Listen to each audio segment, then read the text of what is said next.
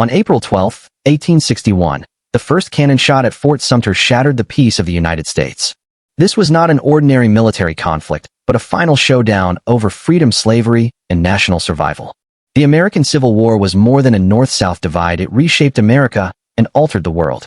The spark began in October 1859 with a man disguised as Bill Smith John Brown. He infiltrated Harper's Ferry, Virginia, aiming to seize the federal arsenal, arm enslaved people, and ignite a Southern uprising. He declared, "We are Northern abolitionists come to liberate your slaves." 2 days later, Robert E. Lee led federal troops to suppress the raid, and Brown was captured. On December 2, 1859, Brown was hanged, but his death ignited the final collapse of North-South compromise. The North saw him as a martyr. Reverend Henry Ward Beecher called him a man who sang as he died. The South viewed him as a terrorist, convinced the entire North supported violent subversion. Brown's execution convinced the South that the North sought not peace, but the total destruction of their way of life. In 1860, Abraham Lincoln, an obscure Illinois lawyer, stepped onto the historical stage. His speech at New York's Cooper Union electrified the nation. "We believe slavery is wrong. Can we compromise?" This question struck at the core of an irreconcilable moral and institutional divide. Lincoln won the election, but did not win a single electoral vote from any Southern state. The South believed Lincoln's victory meant the annihilation of their $4 billion slave property. On December 1860, South Carolina became the first state to secede from the Union. Mississippi declared it would either surrender $4 billion in property or leave the Union.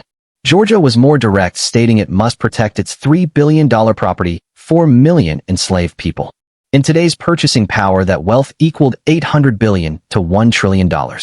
The total value of enslaved people in the South exceeded the combined assets of all U.S. railroads, factories, and banks. When Lincoln took office, 7 states had already seceded, but he insisted the Union could not be divided. In his inaugural address, he said, "The key to civil war lies in your hands, not mine." He dispatched a ship to deliver food to Fort Sumter, but the South saw it as invasion. On April 12, 1861, the South opened fire, and war officially began. The cannonade at Fort Sumter marked the start of the American Civil War. But the true outcome had already been decided far from the battlefield. The North possessed 22,000 miles of railroad, the South only 9,000 miles. More importantly, Northern railroads were standardized while the South's track gauges were chaotic, requiring frequent transfers. A 25-year-old man, Andrew Carnegie, received orders to build a railroad from Washington to Virginia within 7 days. He succeeded, paving the way for Northern troops to advance south. For the first time in human history, the president could receive frontline reports directly from a telegraph office. Lincoln spent hours nearly every day in the White House telegraph office, directing troops thousands of miles away in real time. The telegraph transformed military command from weekly updates to hourly coordination, marking the dawn of an information revolution. But Lincoln's true weapon was the naval blockade he announced on April 19, 1861. The South's economic lifeline was cotton, which supplied 75% of the world's raw cotton before the war.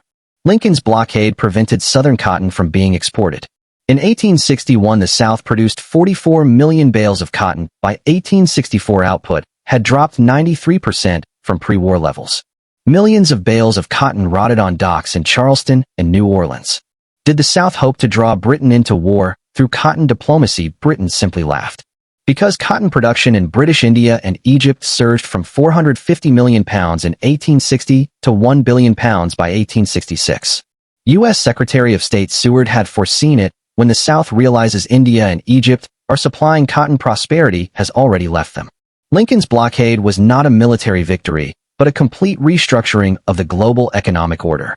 For some, the war was hell. For others, it was a golden age.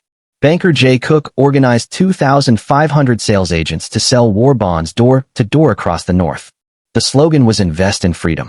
By war's end, the federal government had issued nearly $3 billion in bonds, equivalent to $600 billion today. The Northern economy boomed due to wartime stimulation, with industrial output doubling. In his 20s, John D. Rockefeller made his first fortune by selling salted meat and grain to the military. Andrew Carnegie, seeing rail prices soar from $50 to $130 per ton, immediately founded a rail manufacturing company. In 1863, he earned $42,260, equivalent to over $1 million today. This was 10 times more than his salary as a railroad executive. But the war also tore society apart. The The federal government allowed the wealthy to pay $300 to hire a substitute. That was equivalent to over $70,000 today. The poor went to war while the rich stayed home. In 1863, New York erupted in the draft riots where mobs burned homes, killed black people, and shouted, "We fight for the rich and die for the slaves."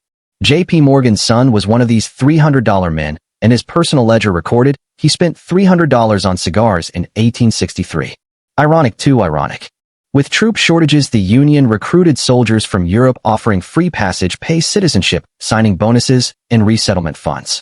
A Hungarian youth named Joseph Pulitzer, who spoke no English and was in poor health, still enlisted. He never saw combat before the war ended, but later founded the New York World and established the Pulitzer Prize. This war was not just America's war. British textile mills shut down, workers lost jobs, and the government nearly went to war with America.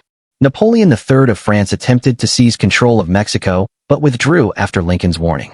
Cotton cultivation in India expanded rapidly, pulling farmers into the global market. Egypt doubled its cotton exports, becoming Britain's new supplier. Historians say the American Civil War was one of the most pivotal events in 19th century Egyptian history. The war killed 750,000 people, equivalent to 75 million deaths in today's U.S. population. It abolished slavery, but also gave rise to industrial tycoons, financial empires, and deep class divisions. It proved that morality cannot be resolved through compromise. It proved that economic power determines the outcome of war. It proved that technological revolution changes the course of history. Lincoln said, "A government of the people, by the people, and for the people shall not perish from the earth." But we must remember how $4 billion in slave property was redeemed in blood. We must remember how the scar on Carnegie's face became a birthmark of modern America. This war is not just history. It is the starting point of our world today.